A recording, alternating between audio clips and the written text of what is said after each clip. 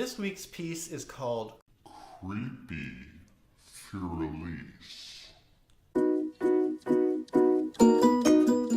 When I was young, I really wanted to play Beethoven's Für Elise, and a lot of students come to me hoping to do the same thing. Sometimes they've learned part of it themselves, and they've invented their own fingerings, and sometimes they've tried to play the notes but didn't quite get them in the right order.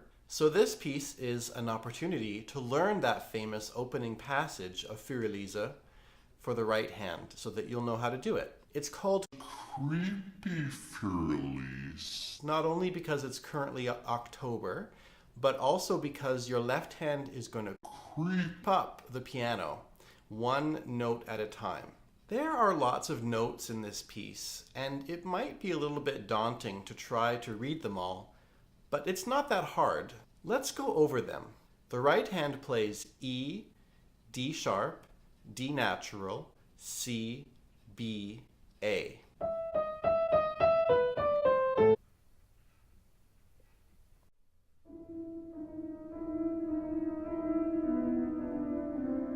Meanwhile, the left hand is being very creepy.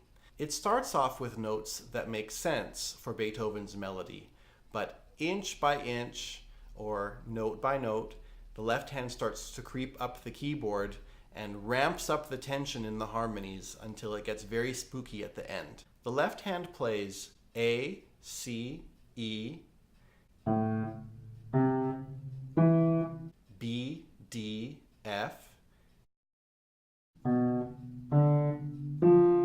C, E, G,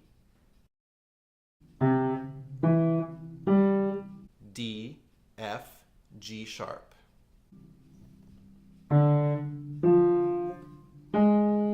We often don't want to play black notes with our thumb because the thumb is the shortest finger and black notes are shorter than white notes. But in this case, it's just easier to keep the fingering the same for all of those three note patterns. I hope that by learning this piece, you'll discover that for the left hand, it's not really about reading a whole bunch of notes. It's about learning a pattern and then applying that same pattern to the next notes up. That's actually a really great skill in piano. Also notice the addition of dynamics in this piece. Because of the idea of it being Creepy. we're going to creep up from a quiet dynamic, piano in the first measure, up to a forte dynamic near the end. And then because we finished being creepy, we're going to just slink back into our dark corner with the left hand being quiet again for the last notes. So there you go. Learn this piece and you'll know the famous right hand part of Beethoven's Für Elise.